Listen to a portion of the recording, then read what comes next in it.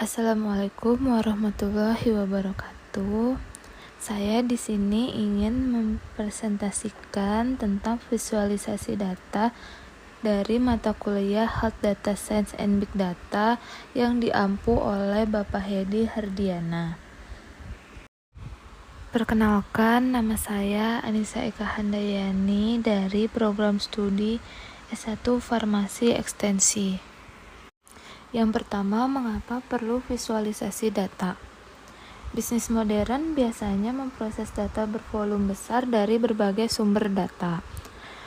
Contohnya seperti situs web internal dan eksternal, perangkat pintar, sistem pengumpulan data internal, dan media sosial.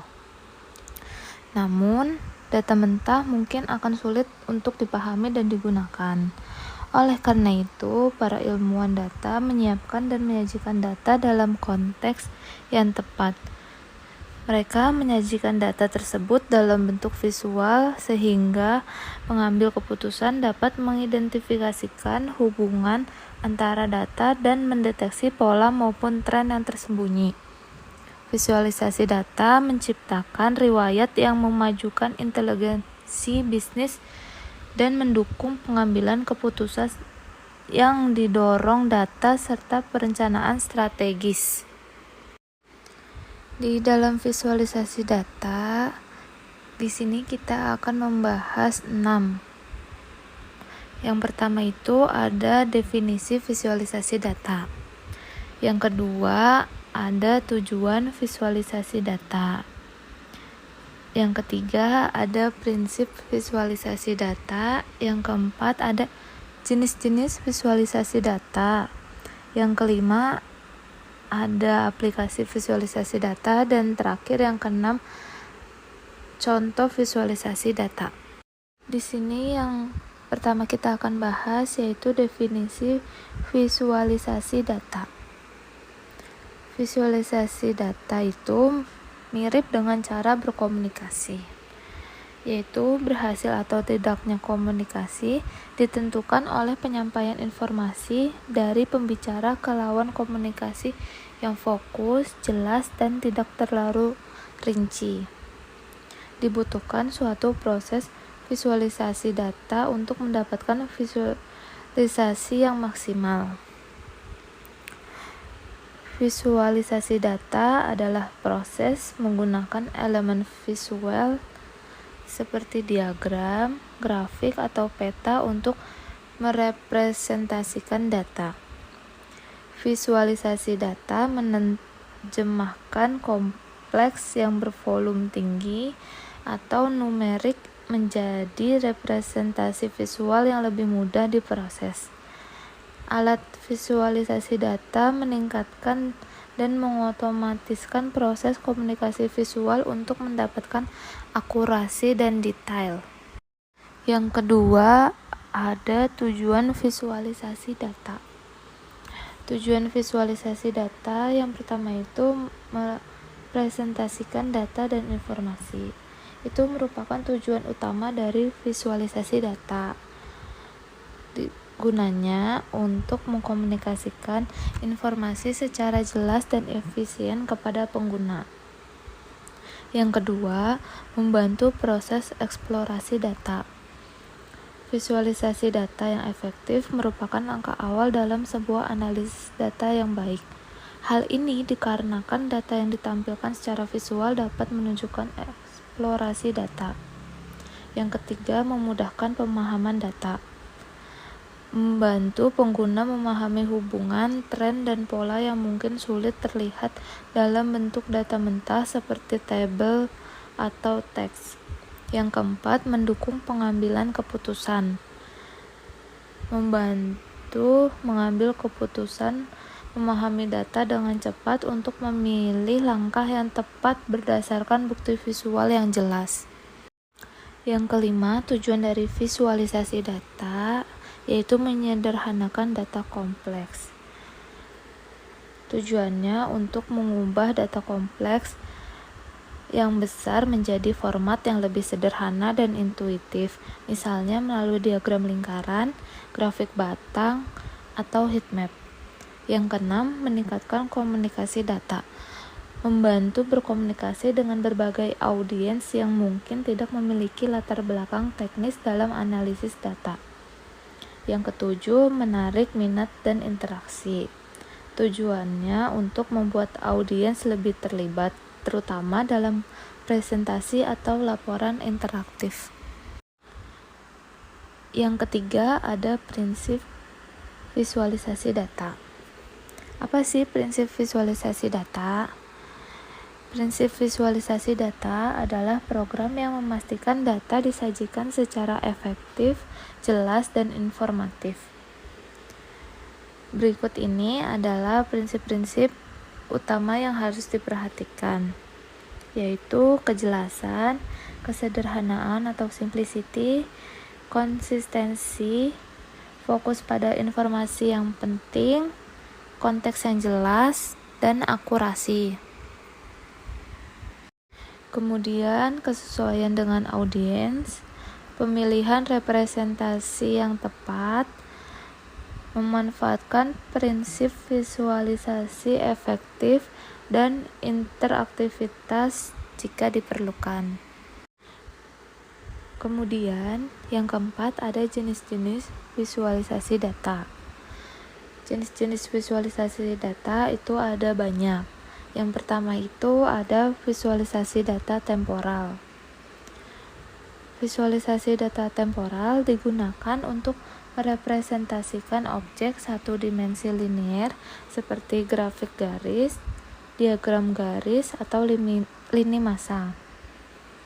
Misalnya, jika kalian menggunakan diagram garis untuk menunjukkan perubahan yang terjadi terus-menerus selama periode tertentu. Yang kedua, ada visualisasi data hierarkis. Visualisasi data hierarkis merujuk pada sekelompok atau seperangkat item yang memiliki hubungan yang sama dengan item induk. Kalian dapat menggunakan pohon data ini untuk menampilkan klaster informasi. Contohnya, kalian dapat menunjukkan jumlah data inventaris dalam bentuk pohon dengan simpul induk, contohnya pakaian, dan simpul anak, contohnya kemeja, celana, dan kaos kaki. Yang ketiga, yang termasuk dalam jenis-jenis visualisasi data, ada visualisasi data jaringan. Visualisasi data jaringan berguna untuk merepresentasikan hubungan yang kompleks di antara berbagai jenis data yang saling terkait. Contohnya, plot sebar yang merepresentasikan data dalam bentuk titik-titik pada suatu grafik. Di sini ada contoh gambarnya. Yang kedua, bagan gelembung yang menambahkan faktor data ketiga pada plot sebar. Kemudian awan kata merepresentasikan frekuensi kata yang menggunakan kata dengan ukuran berbeda. Yang keempat ada visualisasi data multidimensi. Visualisasi data multidimensi merepresentasikan dua atau lebih variabel data dalam bentuk gambar 2 dimensi atau 3 dimensi tunggal. Contohnya, diagram batang, diagram lingkaran, grafik batang yang sering digunakan dalam visualisasi multidimensi. Misalnya, diagram batang membandingkan 2 atau lebih faktor data dan menunjukkan perubahan satu variabel selama periode waktu tertentu. Kemudian, diagram lingkaran memvisualisasikan bagian dari keseluruhan dalam setiap kategori. Di sini ada contoh gambarnya. Ada contoh pie chart, stock bar chart, dan histogram. Yang kelima ada visualisasi data geospasial.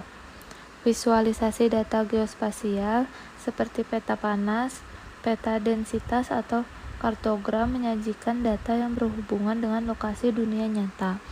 Misalnya, suatu visualisasi data menunjukkan jumlah pelanggan yang mengunjungi cabang toko retail yang berbeda. Kemudian di sini ada contoh dari visualisasi data geospasial, ada density map, heat map, dan cluster map. Yang kelima di sini ada aplikasi visualisasi data. Aplikasi visualisasi data di sini ada 10 yang saya buat. Yang pertama ada Microsoft Power BI dengan kegunaan untuk membuat dashboard interaktif dan laporan visual cocok untuk bisnis yang ingin menganalisis dan internal seperti penjualan, keuangan, atau operasi. Fitur utamanya yaitu integrasi dengan berbagai sumber data, interaktivitas tinggi dengan filter dan drill down. Contohnya itu menampilkan laporan penjualan bulanan dan analisis tren pelanggan. Yang kedua di sini ada Table dengan kegunaan visualisasi data tingkat lanjut dengan kemampuan untuk menangani data besar. Digunakan oleh analisis data dengan tim bisnis. Fitur utamanya ada drag and drop interface untuk visualisasi dashboard interaktif dan mendalam. Dukungan koneksi ke berbagai sumber data seperti cloud, database, dan file. Contohnya yaitu menganalisis perilaku pengguna di situs web menggunakan grafik heatmap. Yang ketiga di sini ada Google Data Studio. Google Data Studio sendiri dengan kegunaan membuat laporan visual interaktif dengan integritas mudah kelayanan Google Analytics, Google Ads, BigQuery dengan fitur utama gratis dan berbasis cloud. Mudah digunakan untuk pelaporan digital marketing dengan contoh laporan performa kampanye iklan digital. Selanjutnya di sini ada Microsoft Excel, yaitu dengan kegunaan membuat grafik dasar hingga menengah untuk analisis data sederhana dengan fitur utama dukungan berbagai jenis grafik seperti bar chart, pie chart, dan scatter plot.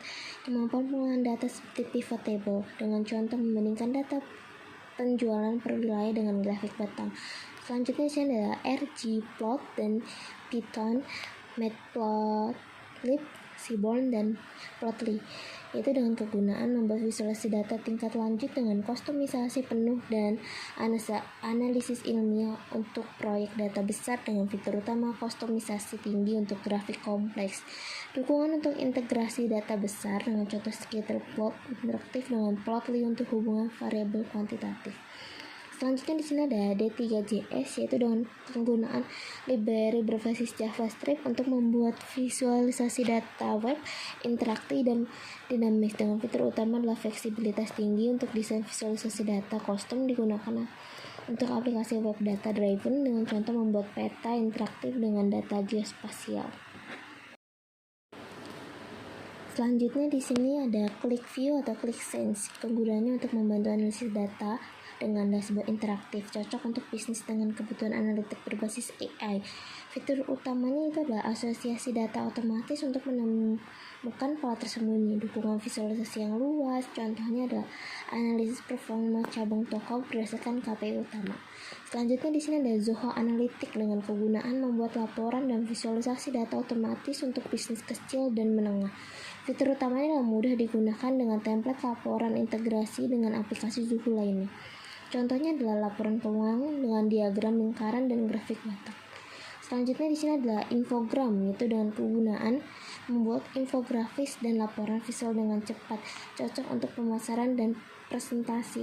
Fitur utamanya yaitu template desain siap pakai, visualisasi ringan dan menarik dengan contoh infografis untuk menyajikan data survei pelanggan. Selanjutnya di sini ada yang terakhir ada Canva atau grafik data. Penggunaannya membuat grafik sederhana untuk presentasi dan laporan visual menarik. Fitur utamanya adalah template visual siap pakai, mudah digunakan tanpa perlu keahlian teknis. Contohnya adalah diagram lingkaran untuk analisis distribusi anggaran. Yang keenam di sini ada contoh visualisasi data. Contoh visualisasi data yang pertama di sini ada bar chart, yaitu adalah diagram batang atau bar chart adalah diagram yang menggunakan panjang atau tinggi dari batang persegi panjang untuk menunjukkan ukuran data. Diagram batang dapat disusun secara vertikal atau horizontal sesuai kebutuhan. Tampilan tinggi atau panjang diagram batang sangat berguna untuk membandingkan besar data dari berbagai kategori. Diagram batang juga dapat mengakomodasi kategori yang cukup banyak tanpa menjadikan sulit dibaca. Selain itu, keuntungan lain dari diagram batang adalah dapat ditambahkan informasi lain seperti galat. Selanjutnya yang kedua di sini ada line chart, yaitu grafik garis digunakan untuk menunjukkan perubahan dalam data seiring waktu atau urutan. Line chart sangat berguna untuk melihat tren, fluktuasi, dan perbandingan dalam data time series. Grafik akan menghubungkan titik data dengan garis lurus. Yang ketiga di sini ada P chart. Grafik P digunakan menggambarkan bagian-bagian dari keseluruhan. Ini berguna untuk menunjukkan proporsi atau persentase berbagai kategori dalam satu set data. Namun, penting untuk tidak menggunakan terlalu banyak sektor dalam grafik P agar tidak sulit dibaca. Yang keempat di sini ada histogram. Histogram adalah variasi dari diagram batang yang menampilkan distribusi dari suatu data. Fungsi dari histogram adalah untuk mencari frekuensi dari suatu nilai pada rentang tertentu. Berbeda dengan diagram batang biasa, histogram tidak dapat digunakan untuk membandingkan data dari kategori yang berbeda. Yang terakhir, yang nomor 5 di sini ada scatter plot.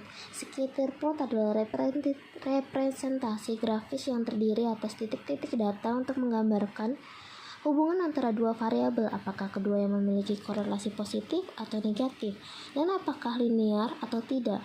Scatter plot juga bisa digunakan untuk mengidentifikasi pola atau tren dari dua data dan menunjukkan